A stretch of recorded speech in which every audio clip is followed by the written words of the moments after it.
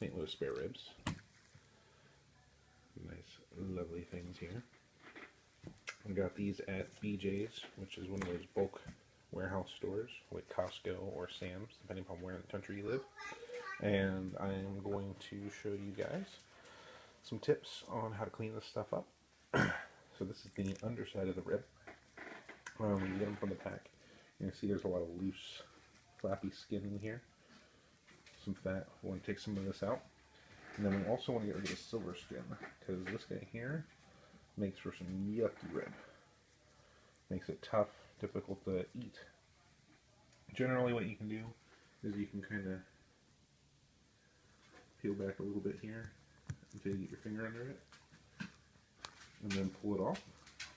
If it's a little tough, you can use a knife and score it. That should allow you to get underneath there. Okay, cool. I just got underneath some of that silver skin. And you can see it just starts to pull away. Now, use two hands for this. I'm filming with one hand, so this is a little difficult. But there we go.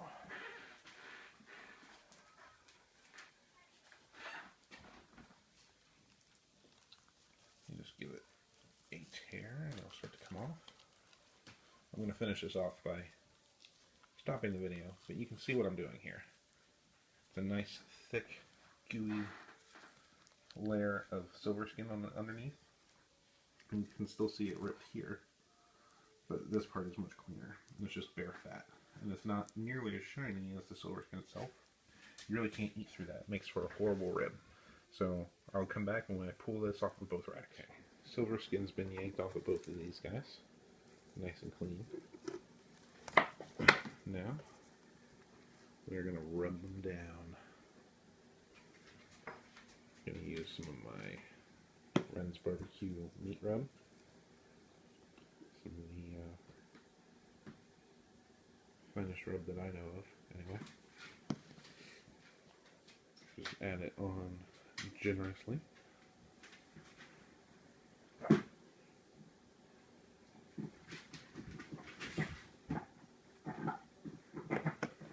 And then go ahead and rub it in.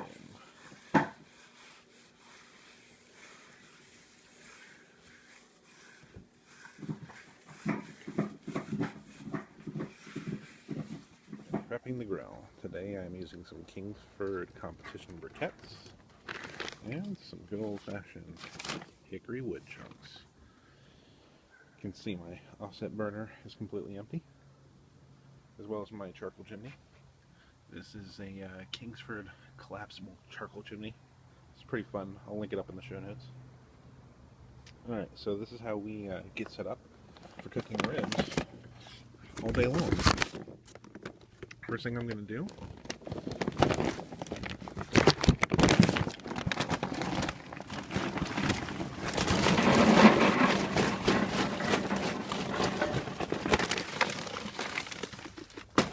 I'm going to layer charcoal, and we're going to flatten this out. So we want one layer deep of charcoal.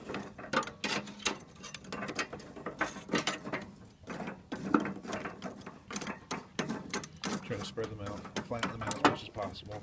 You want them all touching. Dropped a few in here.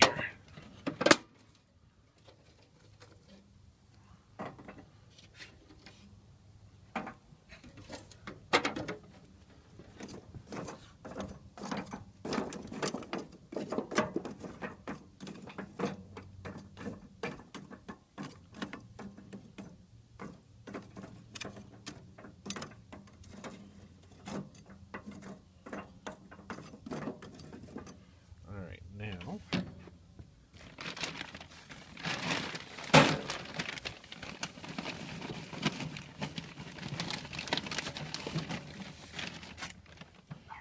take the wood chunks and you spread them out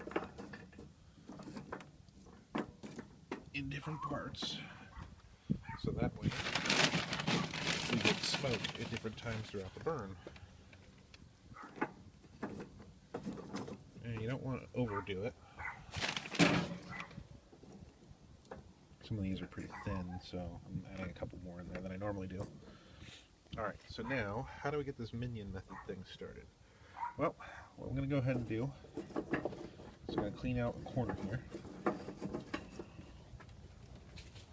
going to put these guys in my charcoal chimney. And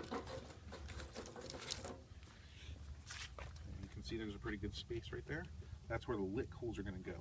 And then they will eventually burn throughout the rest of this. I'm going to add just a few more coals to the chimney.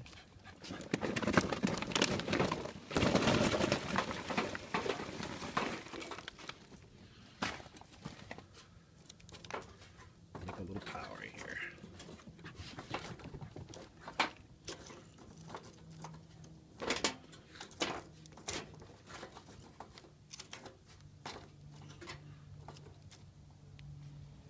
Okay, so charcoal chimneys are phenomenal because they let you get away without using any lighter fluid.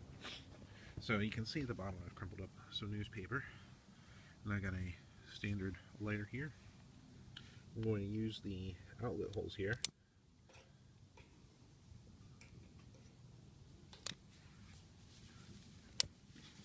Get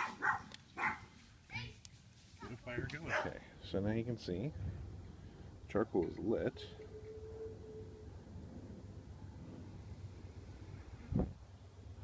Alright, now I'm going to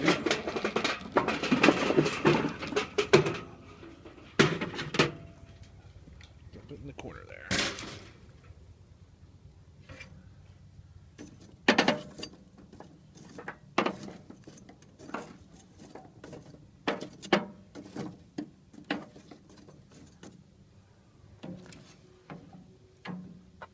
Alright, now here's a neat little trick. I have myself a metal little tube, and put it by the fire and blow into it and concentrate the air right there.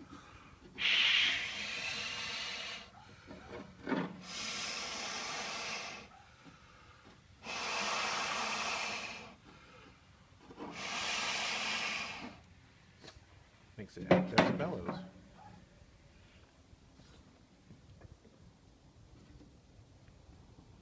Alright, now we're going to shut that down.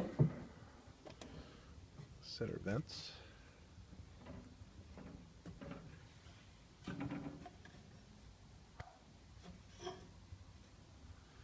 And add our beautiful ribs.